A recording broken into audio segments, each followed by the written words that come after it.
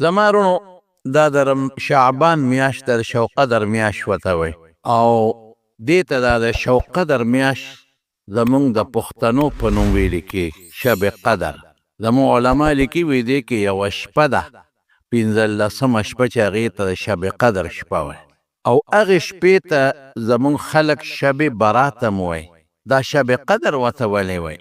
علماو لیکلي دي د احادیثو په رڼا کې چې په دغه شپه باندې الله پاک د هر انسان د یو کال تقدیرات چې دی به دا راتلونکي کال کې څه کوي، څه به خوري، کوم ځای به ګرځي، څنګه به ژوند تېروي، تر دا بل کاله پورې که دی جمدې پاتې شي، دا خدای پاک د دنیا فرشتو ته وایي دا ولیکې، دا اسمان فرشتو ته وایي ولیکې. نو هغې د دغه شپې نه دا لیکل شروع کی او د هر انسان چې څه تقدیر دی دا ټول ولیکي. او په رمضان کې چې کم بیا لیلة القدر دی هغې ته هم د قدر شپه وایي، د دنیا فرشتو ته یې حواله کړي. دا ځکه ورته لیلة القدر وایي، شب قدر ورته مونږ وایي. او شب برات ورته ولې وایي؟ علما لیکلي دي چې څوک په دې شپه الله ته عبادت وکړي نو الله پاک هغه له د دوزخ نه او د خپلو عذابونو نه براعت او د بری کېدو فیصله او اعلان کوي. ورونو په دې کې څه احادیث شته، دا نه چې نشته. مشکات شریف کې، ابن ماجه کې، امام بیهقي په خپل کتاب شعب الایمان کې، په مسند د احمد کې، دا څلور خو درته ما یاد کړل، نور هم ډېر کتابونه دي. په هغې کې د دې شپې په فضیلت کې احادیث راغلي دي. اگر چې په بعض روایاتو کې خبرې شته، زمونږ طالبان او زمونږ عالمان پکې خبرې کوي چې دا ضعیف روایات دي، لیکن زمونږ د علما او د محدثینو هغې دا فیصله کړې د اجله او فقهاو چې د ضعف د ضعیفوالي ډېرې مرتبې دي. دا په هغه مرتبه کې نه دي چې په دې باندې د عمل سړی نه کوي، که ویې کړه نو ګناه ده. او د دې د ضعف د کثرت دی و طالبان ورته وایي، د کثرت روات ورته وایي او د کثرت اسانید ورته وایي، د هغې د وجې نه درجې د حسن ته رسېدلې. بل دا فضیلت هم دی. نو فضیلت کې که کمزورې روایت باندې عمل وشي نو کولی شي. خیر هغه د طالبانو خبرې پکې نه کوه، مونږ په بخاري ترمذي کې بیا کوو. حضرت عایشه صدیقه رضی الله تعالی عنها فرمایي چې یو ځل هغه شپه وه چې د حضور پاک ما سره شپه وه، یعنې زما نمبر و. نو پیغمبر علیه السلام مبارک چې زه د شپې راویښه شوم په خپل بستر نو زه ورپسې ووتم، ګرځېدم ورپسې. حتی په یو روایت کې داسې هم راغلی دي چې زه ورپسې ګرځېدم نو حضرت فاطمې کره لاړه، حضرت علي مې راویښ کړه چې حضور پاک نشته، خدای خبر چې چېرته تللی. دوی به پرې یارېدل ځکه په مدینه منوره کې منافقین هم ډېر وو، یهودیان هم ډېر وو. وی روان شو نبي علیه السلام پسې چې دی چېرته تللی دی؟ نو د بقي مقبره ده، پکې د مدینې منورې زوړ قبرستان دی او تقریبا 10,000 صحابه کرام پکې دفن دي. هغه مقبره وه، په هغې کې یو قسم شاړ بوټي و ځنګلي پخوا، نو هلته حضور پاک د شپې تللی و. دوی ورپسې لاړل ورسېدل او کته وی چې دوی څنګه لار معلومه کړه او حضور پاک پسې ورسېدل. نو په مشکات شریف کې حدیث موجود دی د معجزاتو په باب کې، هغې کې لیکلي دي چې حضور پاک په یو لار تیر شو، د هغه د خولې مبارکې نه به یو خاصه خوشبویي په هغه لاره پاتې کېده، خوله خوشبویه وه. نو چې کم د حضور پاک نږدې ملګري و، نږدې صحابه و، نو هغې د به پته وه چې دا خوشبویي چې په دې لاره کې خوره ده، دا د چا خوشبویي ده؟ دا د حضور پاک د مبارکې خولې خوشبو ده. نو په هغې به ورپسې تلل نو ځان به یې ځای ته رسو. د دې ډېر زیات روایت دی مونږ سره چې صحابه به حضور پاک په دې معلومو چې په دې لار تللی، په هغه لاره کې به یو خاصه خوشبویي پاتې کېده، د خولې مبارکې نه به خوشبویي تله. وی چې تلو ورپسې د بقي مقبرې ته حضور پاک تللی او هلته په سجده پروت او ډېر زیات خدای پاک ته ژړل او یو آیت یې وی ان تعذبهم فانهم عبادك وان تغفر لهم فانك انت العزيز الحكيم. دا مفهوم او معنی دا ده. دا د عیسی علیه السلام متعلق الله قرآن شریف کې ذکر کړی دی، لیکن حضور پاک دلته ذکر کو مفهوم یې دا دی چې یا الله که ته زما د امت له عذاب ورکې نو ستا بندګان دي، تا نه څوک تپوس نه شي کول. د یو سړي مرایي و څوک یې وی او ته ورته وایې دا مرایي ولې وې، نو تپوس ته نه شي کولی، هغه وي ستا دې سره څه کار دی. زه پوه شه او د ما مرایي پوه شه، د یو سړي یو څادر دی وغیره اولې شلی یې او ته ورته وایې لکه ولې دا څادر شلی، یار وروره ستا دې کې څه کار دی، دا زما کار دی، زه خپل کار کوه سړي. تا ته خو به ظاهر کې دا څادر صفا او پاک ښکاري، نو ته به پرې خفه کېږې، نو وایې به چې ولې شلی کیدی شي په هغې داسې یو ګند پرېوتې وي چې هغه به علاج هم دغه دی کې دا وشلی او دا د ځان نه لرې کړي. یا دا مرایې خو تا ته ظاهر کې چې هغې وهي نو تا ته ظلم ښکاري چې دا ولې وهې، لیکن کیدی شي هغه داسې جرم کړي چې هغه مالک له پکار دی چې هغه له ادب ورکړي او د هغه جرم نه منع کړي. نو الله پاک ته حضور پاک دغه آیت و یا الله که ته د خلکو له عذاب ورکې زما امت ته، نو الله ستا بندګان دي، ستا مریان دي، څوک درنه تپوس نه شي کولی. یو دا. دویم دا که ستا بندگان دی خدایه، نو دا خپل بندگان الله د عذاب نه وساته. تا ته عبادت کوي، تا ته اوازونه کوي، تا ته سجده لګي، تا ته منځونه کوي، ستا ذکرونه کوي. وان تغفر لهم فانک انت العزیز الحکیم. او خدایه که ته د ما دا امت دا بندگان بخې، نو خدایه د ډېر لوی قدرت مالک یې، څوک دنه تپوس نه شي کولی. څوک دا نشي ویلی چې دا دی ولې وبخل، او د ډېر حکمت خاوند دی، څوک در باندې اعتراض هم نشي کولی چې دا سړی خو مجرم دا خو ګناهګار دا دی ولې وبخه. خلک به وایي چې دې کې به هم د رب العالمین څه حکمت دی وی او جړلې. حضرت فاطمه رضی الله تعالی عنها پې د پاسه ور پرېوته او حضور پاک یې روچت کوي د الله رسوله چا تکلیف در رسولی دی؟ وی نه. چا خفه کړی؟ نه. دا ولې جاړ؟ وی بچې ودومه او حضرت جبریل علیه السلام راغی او ما ته وی چې دې شپه کې پاسه او د الله عبادت وکړه او د الله نه غوښتنه وکړه. دا ډېره مبارکه او برکتي شپه ده. نو ما وی راشه د خلکو مخ کې به زه څه عبادت کوم؟ نو دې ځان له ځای ته رالم، دې بقي ته دې میدان ته رالم، دې ځان له ځای ته شپه کې او د خپل امت دپاره د رب العالمین نه دعاګانې د بخښنې غواړم او د خپل امت دپاره د الله نه بخششونه غواړم. دا حدیث هم په متعددو یعنی په ډېرو سندونو منقول دی او په فضیلت کې هم دی. نو زمونږ علما وی عمل پې وکړه، د شپې پاسه خدای ته وجام اسیم د شپې که دا نم وي نو په عامه شپه هم چې ته پاسې او د شپې اخره شپه کې الله ته ودرېږې او جاړې، نو رب العالمین دې دعا قبلی.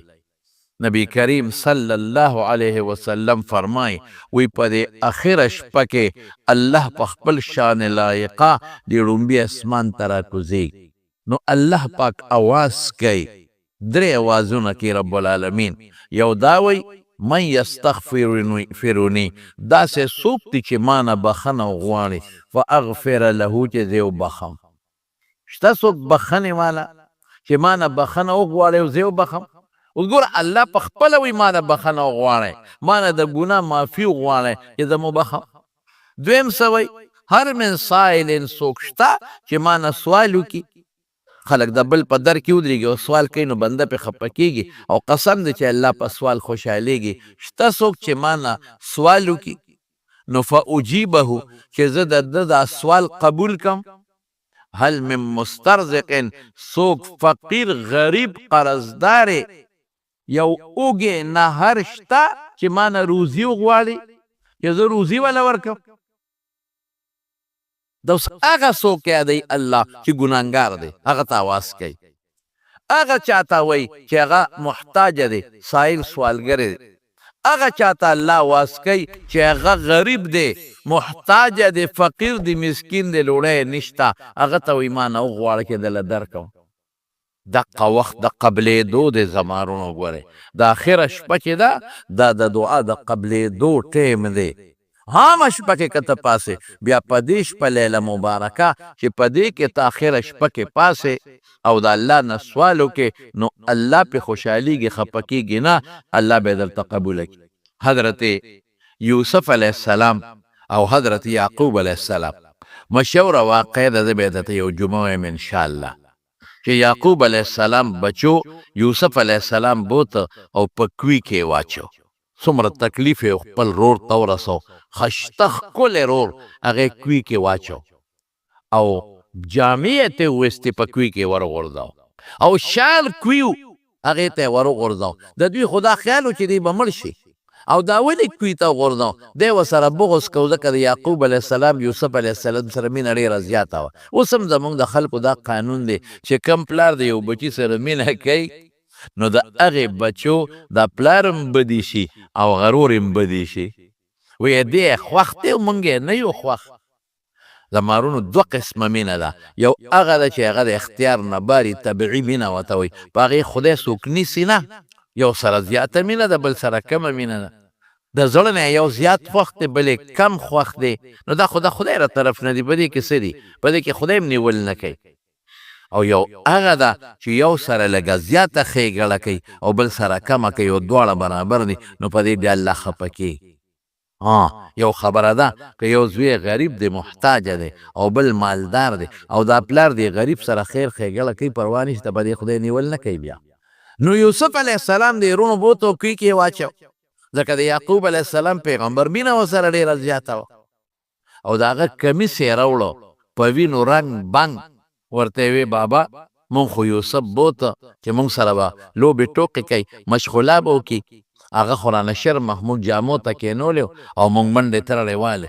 بس چې رالو شرمخ په املا وکړه شرمخ وتښتاو دغه وینه ده د یوسف او دا کمیس هم دله راوړل یعقوب علیه السلام پوه شو دا نه چې پوه نه شو اگر چې هغې ورته قسمونه وخوړل ورته ویې جیبه شرمخ دی چې زما زوی چیر پارکه وخوړه او کمیس یې ترې روغېسته دوی دقلته کې خطا شوي و چې کمیس یې ترې مخکې روغ وویسته او په وینه کې چېرته ښکار یې کړی و د هغې په وینه کې کمیس تړلی وی ډېر هوښیار شرمخ دی مونږ وایه لکه قاضي صاحب وایه قاضي صاحب شرمخ چې کمیس یې ترې غونډ روغ وویسته یوسف یې خواښ بلکې یو روایت کې راځي غالبا د خازن لیکلی دی که چا لیکلی ما ډېره موده مخکې کتلی و چې یو شرمخ یې ښکار کړی و هغې راوسته وی دې شرمخ ستا زوی ښکار کړی دی نو یعقوب علیه السلام هغه شرمخ ته وی چې زما زوی دی ولې ښکار کو زما زوی دی ولې نیوه وی شرمخ ورته ګویا شو دا به یعقوب علیه السلام معجزه کو بیا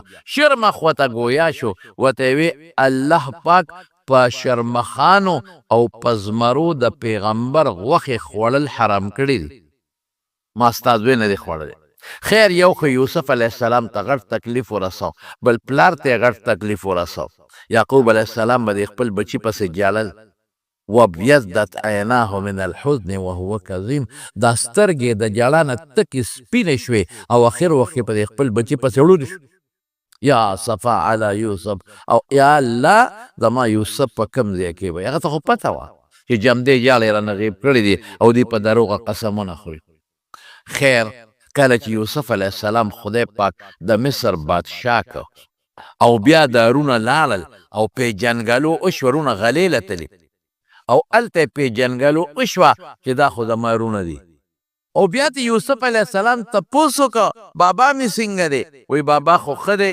خو تا پسې ډېر جاړي او موږ معاف کا یوسف علیه السلام ورته وی ما معاف کړی خو بابا مې څنګه دی وی بابا دې ستا پسې په ژړا سترګې سپینې شوې دي او ړوند دی وی دا زما کمیس والی قرآن شریف کې الله فرمای او زما د پلار په مخ باندې ور واچوي نو خدای به یې جوړ نو دوی کمیس راوړو چې را روان دي په قافله کې کمیس راوړي نو یعقوب علیه السلام ته ګوره دا معجزه ده معجزه چې کله خدای غواړي نو کېږي او چې خدای ونه غواړي نو هېڅ هم نه کېږي کوی کې نږدې پروت دی یعقوب علیه السلام ته پته نه لګي چې زوی مې په کوی کې دی او کمیس ته مصر نه راوړي او دلته کې څه وایي انی لاجد ریح یوسف لولا ان تفندون که تاسو ماته څه د ناجوړه یا غلط نسبت نه کوئ نو یو خبره درته کوم څه خبره ده وایي د یوسف علیه السلام خوشبو را باندې لګي داس معجزه د الله په اختیار کې هغې کې د پیغمبر خپل اختیار نه د الله خوښه ده. نو ګوره ورته وی کمیس نه هغې ورته وی تالله تفتأ تذکر یوسف دا ته څه کوې هر وخت یوسف یادی ځان وجنې خو پخوا په کوي کې هغه خو پخوا شرمه خوړلی دی د هغه خو غوښې هډوکي به ختم شوي بس وي تاسو هر څه چې وایې خو په ما د خپل زوی د یوسف خوشبو لګېږي. کمیس چې قافله راورسېده کمیس یې راوړه او د یعقوب علیه السلام په مخ یې ور واچو. قرآن شریف کې الله فرمایي فرتد بصیره بس جوړ شو خدای پاک روغ که. وی ما درته نه وی تاسو ما ته وی چې ته نه پوهېږې او ته ګډې وړې وې او دقه دې ما درته نه وی چې د ما بچی جمدی دی. خیره قصه اوږده ده ما تاسو ته وی خیره ته چې د بل وخت تفصیله نه وایم.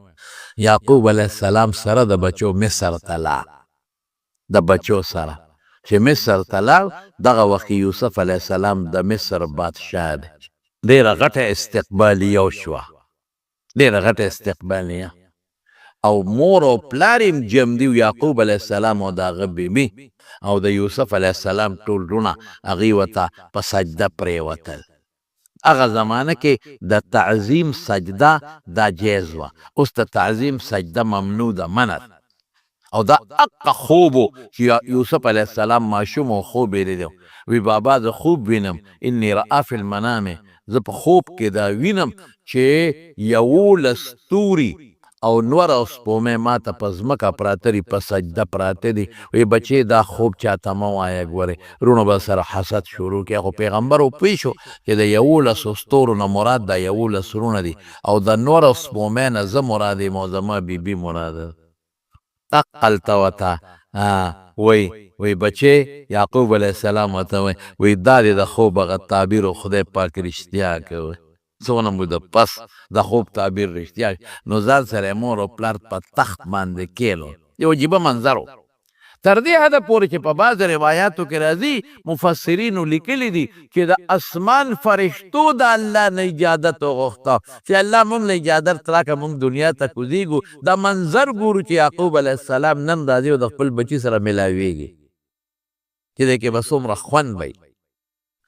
دې وروڼو ورته وی یعقوب علیه السلام ته خبره خو ښکاره شوه نو دا وروڼه یعقوب علیه السلام ته وی چې یا ابت استغفر لنا بابا موږ له بخښنه وغواړه مونږ غلطي کړې ځکه خبره ښکاره شو. نو یعقوب علیه السلام ورته څه وی سوف استغفر لکم ربي سوف معنا به وکړم وی لږ صبر وکړې نو د خدای نه دله بخښنه غواړه.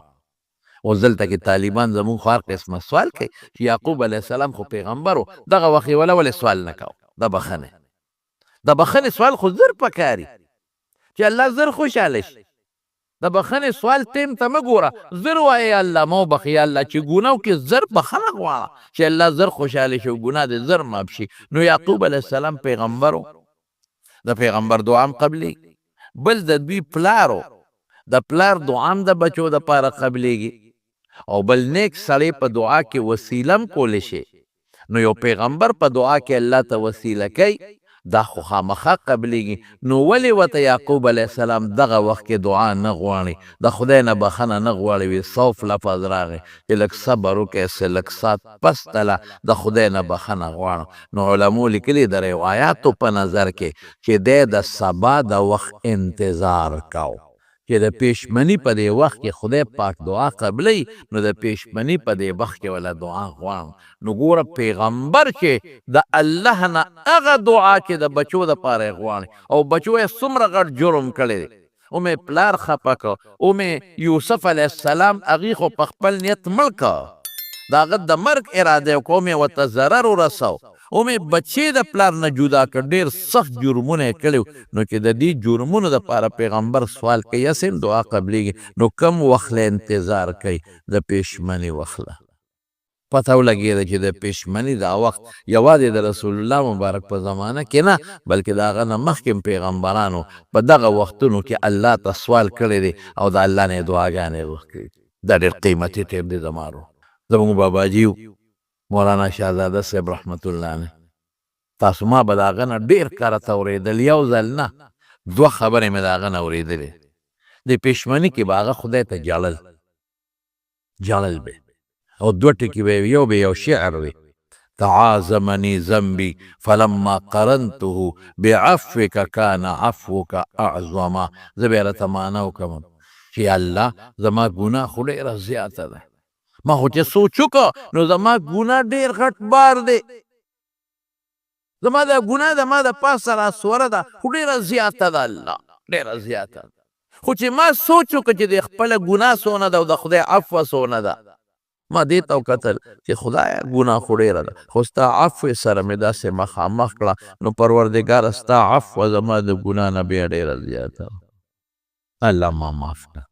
واقعي مونږ به الله ته هم دقسې وایو چې پروردګاره زمونږ ګناهونه خو ډېره زیات دي، که د دې دریاب دا قطرې به زمونږ د ګناه نه کمې، د اونو دا پاڼې به زمونږ د ګناه نه کمې، او د دې شګو دا ذرې به زمونږ د ګناه نه کمې، ګناه به همتې زیات دی. واقعي هر وخت کې هر منټ کې مونږ الله خفه کوو، هر وخت کې مونږ الله نه خوشحال، غیبتونه دی او بل، لیکن الله ستا عفوه، ستا بخنه، ستا مغفرت دا زمونږ د ګناه نه زیاته ده. نو زمونږ ګناه ته مه ګوره، خپل مغفرت او خپل عفو ته وګوره. دا وخت الله دعا قبله. که د شعبان 15مه ده او که بله ده او که بله ده، زه دا به ورسره ملګري کړو چې برکتي شپه ده، نو یو په دقه شپه د انسان دعا قبلېږي. ګورئ او دغه حدیث درته به ووایم، اگر چې حدیث ته یو پوټې فیه کلام، خو بیا هم بعضې علماو د دې متعدد یعنې ډېر سندونه راوړي دي، یو پوټې یې مضبوط کړی دی چې الله پاک یغفر لاکثر من عدد شعر غنم لبني کلب. په عربو کې یو قبیله و بنو کلب به یې ورته وي، هغه ګډبانو ګډې چیلې به یې ډېرې سرولې. د هغې قوم دا عادت و، د هغې ګډو د چیلو د ویښتو نه زیات مخلوق الله بخي. دا غټه مبالغه ده، دونه مخلوق خدای پاک بخي. نو خدای پاک دا انسان په عذاب څه کوي؟ ما یفعل الله بعذابکم، قرآن شریف کې الله فرمایي یا بنده زما شکریه ادا که ته خو ما عذاب له نه پیدا کړې، زه ستا په عذاب څه کوم چې تا له عذاب در کوم. ډېر معمولي محنت دی او ډېر لویه فایده ده پکې. که ته پاسې په پېشمني او الله ته لږ وجاړې او سلګۍ ورته ووایې او د خپلې ګناه معافي ترې وغواړې. مونږ لږ ګناهګار یو، مونږ ټول په روزۍ کې په رزق کې خدای ته محتاج یو، په عمر کې محتاج یو، په عزت کې محتاج یو، بلکې نن سبا خو پریشانۍ خپلې کمې دي او د بل د طرف نه پریشانۍ زیاتې دي. چاته د زوی پریشانی ده، چاته د پلار پریشانی ده، ښځې ته د خاوند پریشانی ده، خاوند ته د ښځې پریشانی ده، ګاونډي ته د ګاونډي پریشانی ده، مولا ته د مولا پریشانی ده، نیک ته د نیک پریشانی ده. دا یو لوی مصیبت دی نن سبا. یو حدیث ته وایم خیر، 3 کسان خدای نه بخي دا وروس. دا د رسول الله مبارک وینا، تر څو چې د 3 کسانو توبه نیسته دا خدای نه بخي. یو څوک دی، یو مدمن الخمر چې همیشه شراب څکي او توبه ته نو بس ډېر لوی جرم د شراب.